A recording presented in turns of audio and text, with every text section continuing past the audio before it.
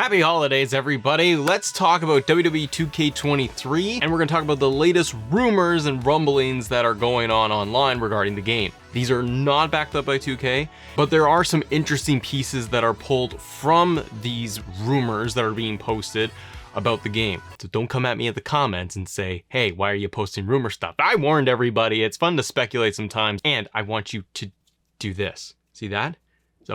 Well, it's not a little grain of salt. We need a big old bag of salt. So take it all with a grain of salt. The first one that I want to cover seems more on the legitimate side, as I spoke to them directly. This is coming from Pro Wrestling Headlines, speaking on 2K23, and that the belief is Mandy Rose will still be in the game. As they pointed out on December 24th, the leader of Toxic Attraction will not be removed from WWE 2K23. I reached out with a follow-up. We had a little bit of conversation. Very nice people, very nice fellow. They have their own sources, and they're saying that Mandy is not going to be removed. And I would lean on believing this rumor because of the timing of when Mandy Rose has been removed from WWE or released by WWE themselves, very close to the game coming out. And unless WWE wants to fully remove her from the game, like we saw with 2K22, where a lot of stars needed to be removed, Bray Wyatt's, Adam Cole's, and so on, I would sit on the fence of either she's in the game or they remove her from the game but leave in her crowd signs, the motion, the entrance.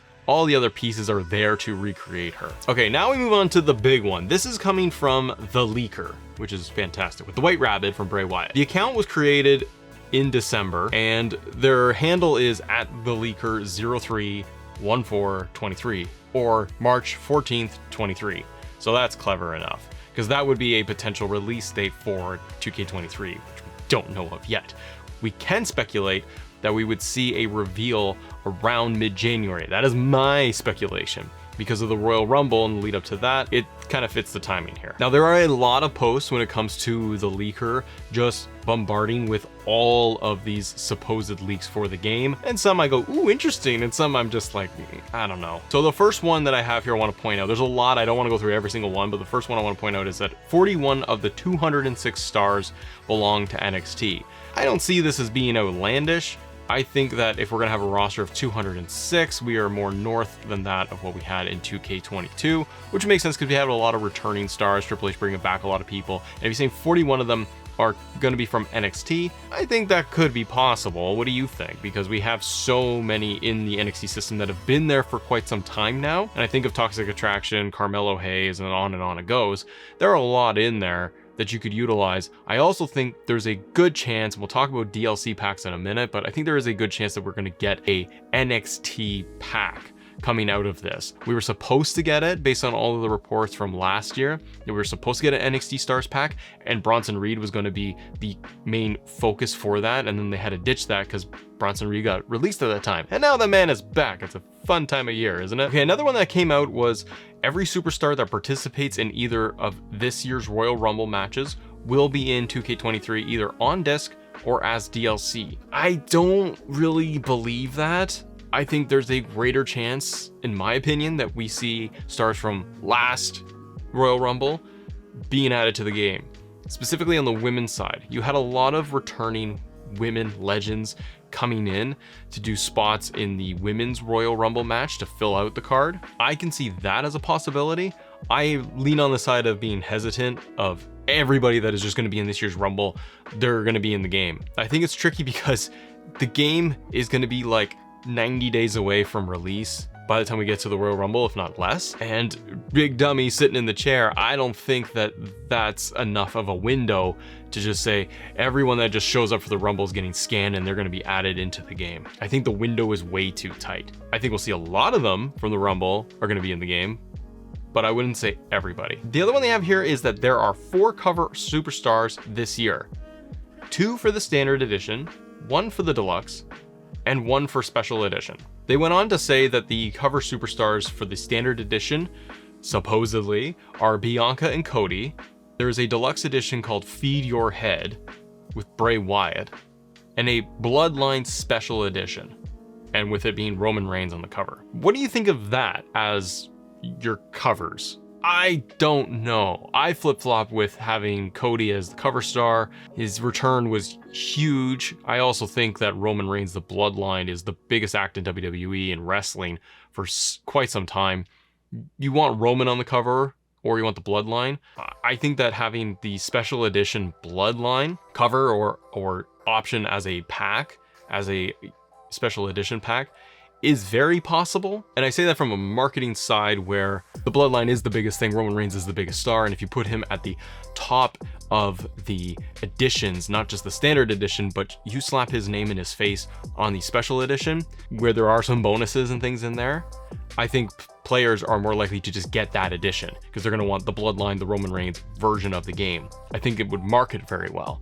I don't necessarily agree that we are going to get a feed your head deluxe edition with Bray Wyatt on the cover. And I say that because we haven't seen Bray Wyatt in ring. We haven't seen him really other than, I mean, just the promos, right? He doesn't have any alternate gear or anything. And I talk about we haven't seen in-ring action. And to have a feed your head edition, I don't know if that necessarily works from a marketing side. And he just returned at Extreme Rules. I feel from just where I'm sitting, 2K and video game companies want to have their editions figured out ahead of time. Now, as for what this leaker is saying and suggesting is in these packs, this is where I'm kind of like, maybe, maybe not. They post the DLC pack for the Bloodline. Now, when talking about DLC packs, this leaker person has gone through and listed a bunch of stuff. The ones I want to highlight, I'm kind of like, I don't know.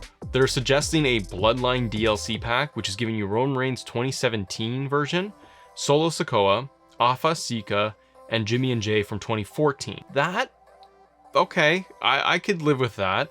I think Solo is definitely somebody you either want in an NXT pack or as part of a DLC Bloodline pack. That could make sense. Alpha and Sika, cool, but they were on TV the one time in the one segment at the end of a match. You really want to do that? And the older versions of Roman Reigns, like we've seen this with My Faction, I don't know. I'm not really sure about this. What do you think? They also post the Feed Your Head pack DLC. This supposedly to include Bray Wyatt, Firefly Funhouse Bray Wyatt, Firefly Funhouse Alexa Bliss, The Fiend, Bray Wyatt and Bray Wyatt 21 version, Uncle Howdy, and Sister Abigail. So cool idea for a pack. Don't really like Uncle Howdy. He just appeared physical form on TV this past week on SmackDown. Once again, what would be the move set? We don't even know what he really looks like in ring, so how can 2K really get a good scan of the mask and the attire and everything to make it part of DLC? I think it was suggested through these threads that it would be added later, that DLC pack would come out later so that they could then do it. That's where I'm like, I don't think that's possible. And Sister Abigail never came to life, so we really don't know. And as a playable character, it can't work. See guys, rumors. There's some interesting things, and there's also some just like, I don't think so. The thread goes on to talk about My GM mode. This is also where I kind of go iffy on it. Now, we've heard from folks like Mike Straw from Mike Straw Media report that My GM mode is expected to have more titles added, more match types available, more updates given to the mode. That's all cool. The leaker here is suggesting that we're going to have new GMs, and the GM list is going to be Adam Pearce, Eric Bischoff, Mick Foley, Paul Heyman, Shane McMahon, Shawn Michaels, Sonya Deville, Stephanie McMahon, Teddy Long, and Triple H. And to make it go a little bit further, they suggest what the power cards are going to be associated with each of these GMs, which is trying to give it some validity. But I look at the GM list and I don't think so. What do you think? The Eric Bischoff, Mick Foley, Shane McMahon, Sonya Deville, and Teddy Long, those 5, I go, no, could be wrong. Maybe this is all correct. But to me, I'm like, no. Eric Bischoff has done little tiny cameo moments with WWE. He's really not involved at all. They're trying to suggest through this that one of the brands you can pick is WCW. And we haven't seen 2K go down that path other than just adding the arenas in there. It hasn't been a big focus. We've had the NWO edition for the game, but once again, the aspect of WCW is never really a giant focus in the game. I don't see that as a GM option. Mick Foley is in and out of the company. I mean, we've had Mankind, we've had Cactus Jack in the game. He's been My Faction. He's, all intents and purposes, he's in the game, but not really a highlighted focal point. I don't see Mick Foley being a playable GM. I also don't see Shane McMahon, who was as part of the GM selection screen for 2K22, and when that came out, all intents and purposes, he was gone from the company at that point. So that was even kind of an ugly move to have him in there, but you had to do it because the game was already done. I don't see Shane being another GM option. Likewise, Sonya Deville, she hasn't been in that authority role for this entire year, it feels like. She's moved on from that.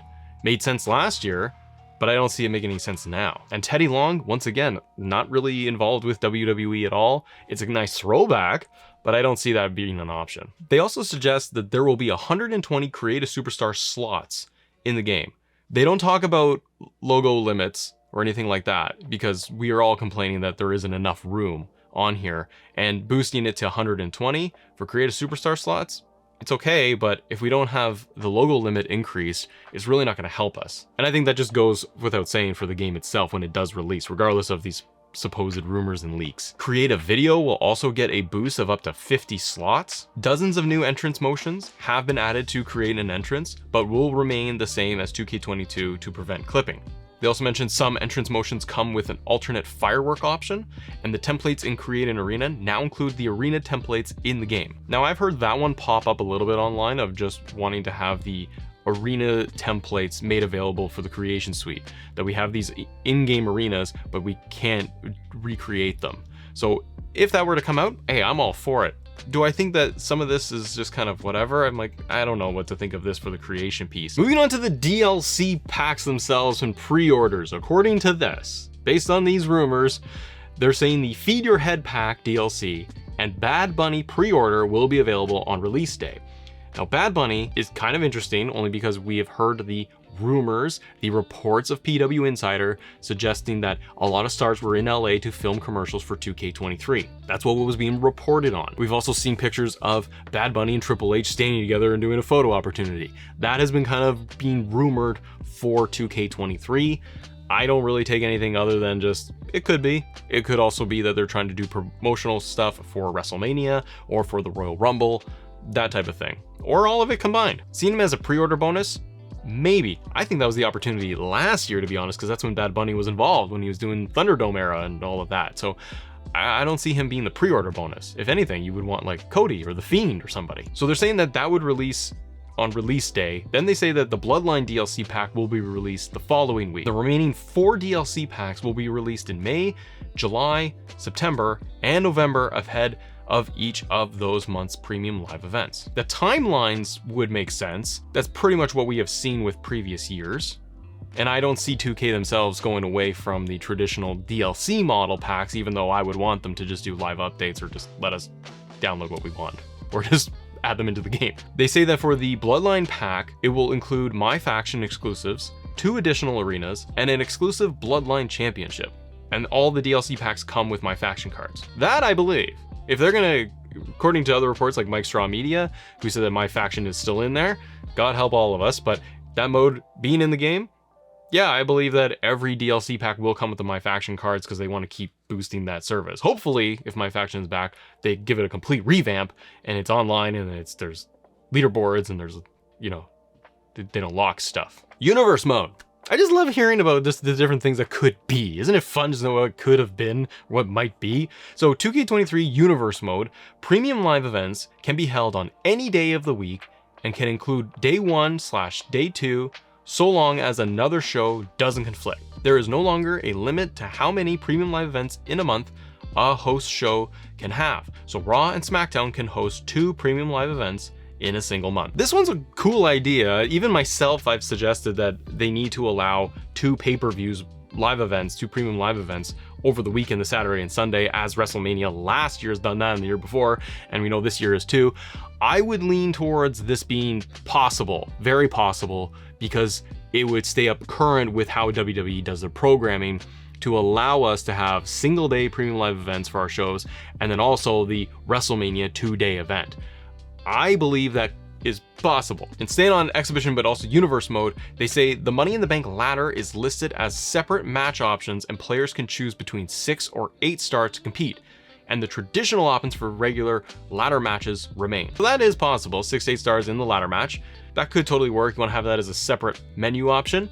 It would at least make fans, if that were true, it would at least give fans the feeling that they're getting new match types, or at least they're separating it all. I agree that, you know, you can have traditional ladder match. You want to make Money in the Bank feel a little more special. It's possible. They also talk about showcase mode, and that 2K's showcase will feature another legend, 12 matches, all but one of the legends featured are on disc, meaning one will be a digital download or an add-on. I believe showcase mode will come back. Who the showcase star, I've even reached out into this thread and didn't get an answer of who the showcase star would be. You would think by now, if they were able to leak certain things, they would know who the showcase star would be. I can see it being Triple H, Randy Orton, Edge, those names. They also posted the little Hangman game, but with the date 1/13/23, so January 13th, 23. January 13th being a Friday.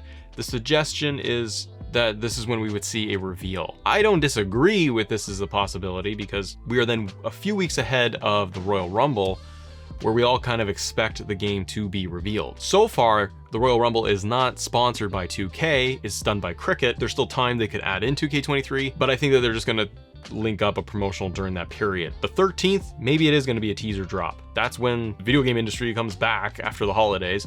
We could see something on the Friday the 13th. It's possible. They also mentioned there are several former talents who agreed to have their likeness in the game, but the deals would have them not be advertised in promotional material due to their contracts with other companies.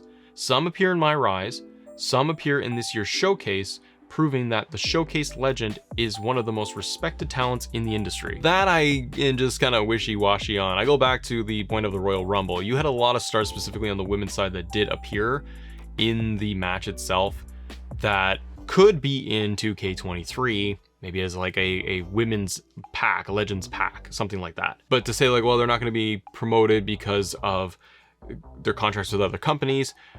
Something simple is like Mickie James, who showed up at the Royal Rumble, who was under contract with TNA and Impact, and that worked out. And she could be still in the game, but I don't think we go down the literal rabbit hole of other stars that are active in AEW, for example, popping up left and right. The My Rise piece, we've seen that they have taken material out. The reports going on for last year's My Rise was that Bray Wyatt was supposed to be a big focal point for the storyline, and they had to cut all of that out. So I don't think former talent that maybe had voiceover work or something or appear in the My Rise showcase are going to be in there. That's for me. So this one, I just like, man, wow, I don't know. And finally, one more point, and it was a response to me, which was funny enough. I asked about match types, and the answer I got was 2 returning match types. So could be anything, a 3 Stages of Hell, casket match, who knows. Plus 1 new match type for all consoles and PC. They said plus 1 new match type for current gen consoles and PC only. So they're trying to say that like the 2 match types that are returning, if you got a new console on Series X or PS5 and PC, you're gonna get both match types. They're suggesting that one of them is not as intense, so it only needs to be, it can be available on everything. If that were true, I can see that the War Games match would be a little more intense from a CPU, GPU, from the console perspective, that it needs to run a lot more horsepower to get that match type to work and not glitch out like crazy. So that's where I would say that if they did have War Games in, I can see it being a next gen only exclusive. That's a bummer if it was, because it excludes the last gen audience, but I get it from a technical side. And another match type that would be returning, I don't know what that would be. What do you think a returning match type would be? And they said plus 1 new match type that will be patched in next summer. That I really don't believe. 2K has never patched in match types. We've seen them do the bare minimum in terms of adding in NXT 2.0 Arena. Once the game launched, they did that, and a lot of us were really stoked and excited that they did something like that. It was great. Patch in a whole other match type mid-summer through the game, I don't see the point and the benefit of that. That rounds out the majority of these rumors that are being posted online. What do you think of them? Some are interesting, some I'm just really not believing whatsoever. We won't know until the game comes out, frankly, or 2K makes an announcement, or we get more reliable sources. But it's fun to speculate, go through some rumors, have some fun. Let me know your thoughts on all of this in the comments below, and if you enjoy the video, hit the like button, subscribe for more, and I'll see you on the next one.